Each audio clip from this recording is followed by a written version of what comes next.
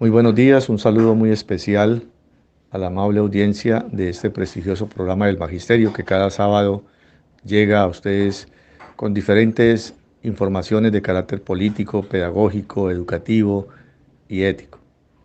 Hoy quiero leer el mensaje de Moacir Gadotti, compañero de andanzas de Paulo Freire, hoy presidente de honor del Instituto Paulo Freire.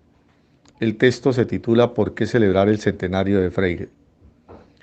Desde el año pasado, numerosas celebraciones en torno al centenario de Paulo Freire se están realizando en diferentes partes del mundo. Algunos podrían preguntar, ¿por qué celebrar el centenario de Paulo Freire? La pregunta procede, pues él no gustaba de homenajes, acostumbraba a decir cuando recibía homenajes, y fueron muchos, que la recibía porque tenía certeza de que solo sucedían en función de las causas que defendía. Él dejó marcas profundas en muchas personas y profesionales de diferentes áreas, no solo por sus ideas, pero sobre todo por su compromiso ético y político. No dejó discípulos como seguidores de ideas, dejó más que eso, dejó un espíritu.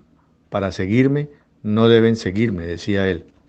El pensamiento freiriano es un pensamiento rebelde, insurgente, donde no falta indignación y esperanza, la crítica y la propuesta. No somos repetidores de Freire. No se trata de repetir a Freire, se trata de reinventarlo.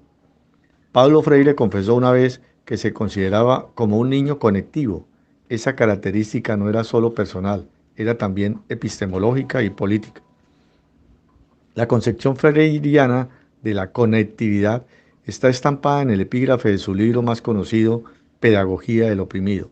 Abro comillas, a los desheredados del mundo y a los que en ellos se descubren, y así descubriéndose con ellos, sufren, pero sobre todo con ellos luchan. Cierro comillas. Pedagogía del oprimido tuvo gran repercusión porque expresaba lo que mucha gente ya tenía en sus sueños y utopías, un mundo de iguales y diferentes, un mundo en que sea menos difícil amar, como afirma él al final de este libro. No hay duda de que Paulo Freire dio una gran contribución para la educación, para la justicia social y para la concepción dialéctica de la educación. La pedagogía autoritaria y sus teóricos combaten sus ideas justamente por su carácter emancipatorio y dialéctico. Sea como sea, aceptemos o no sus contribuciones pedagógicas, él constituye un marco decisivo en la historia del pensamiento pedagógico mundial.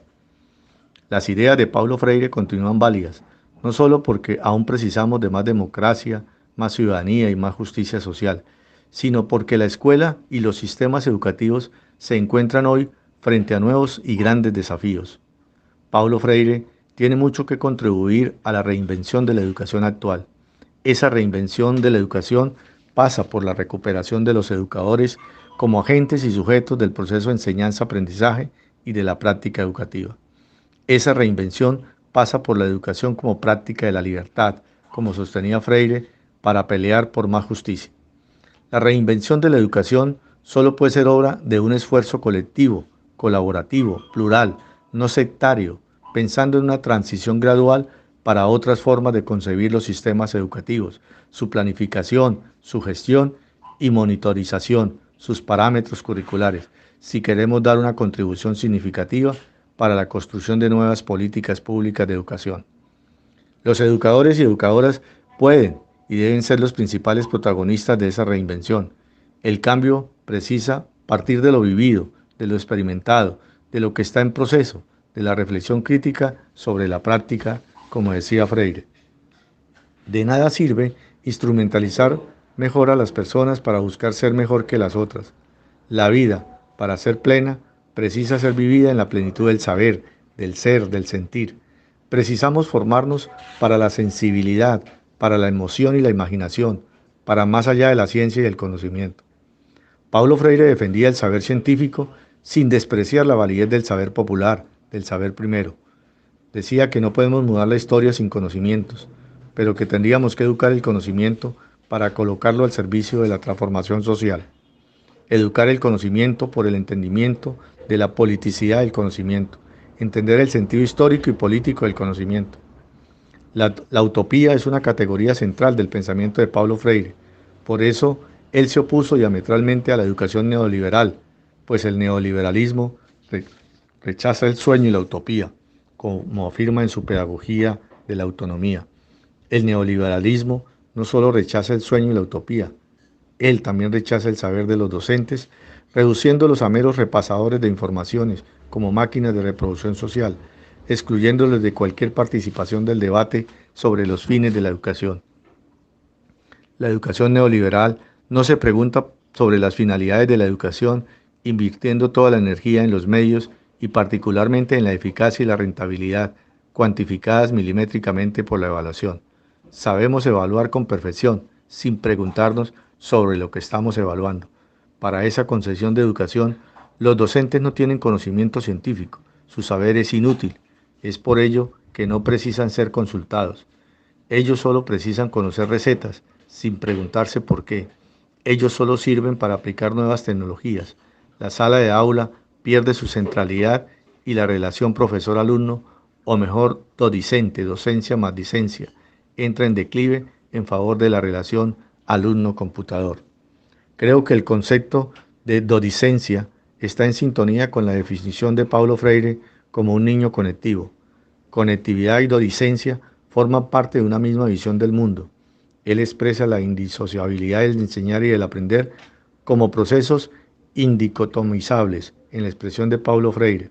Él rompe con la tradición elitista de la docencia como una relación de mando y subordinación, un neologismo que se destaca en las historias de las ideas pedagógicas. Por tanto, hay razones para celebrar el centenario de Paulo Freire. Y con nuestra celebración no es un puro homenaje, es un compromiso con una causa.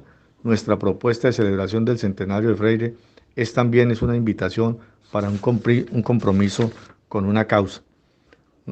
Nuestras celebraciones tienen sentido estructurante, un sentido propositivo y prospectivo. Celebrar no es esperar que el mañana llegue a nosotros, es hacer desde ya el mañana que deseamos ver realizado. No es pura espera, es esperanzar. Entendemos el centenario de Paulo Freire como un espacio-tiempo de articulaciones, como proceso formativo y de movilización con vistas para la transformación de la realidad. La praxis de Paulo Freire se opone al neoliberalismo y hoy, al celebrar el centenario, estamos también contraponiéndonos a la ofensiva ideológica neoconservadora y fortaleciendo el pensamiento crítico freiriano, promoviendo acciones y proyectos alternativos a la mercantilización de la educación. Para nosotros, educadores y educadoras, celebrar a Paulo Freire es luchar para democratizar la escuela y educar para y por la ciudadanía. Tenemos certeza de que derechos son conquistas, no son una donación. Trátase, por tanto, de luchar por una escuela que forme al pueblo soberano, al pueblo que puede cambiar el rumbo de la historia, una escuela transformadora, una escuela que emancipa, una escuela de lucha y esperanza.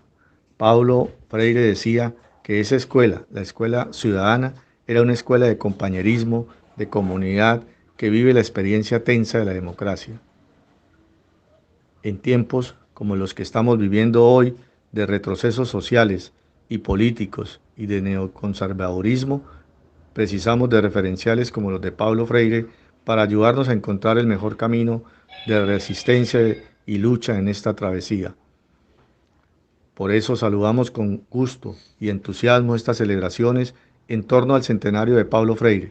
Lo que se destaca en ellas es la defensa de la escuela pública, del derecho a la educación y la lucha contra el neoliberalismo y la mercantilización de la educación. Celebrar es luchar, acreditar en los sueños e ir a la lucha. Nuestra respuesta a estos tiempos oscuros es volver a Freire, celebrarlo, afirmarlo con orgullo. Paulo Freire sí.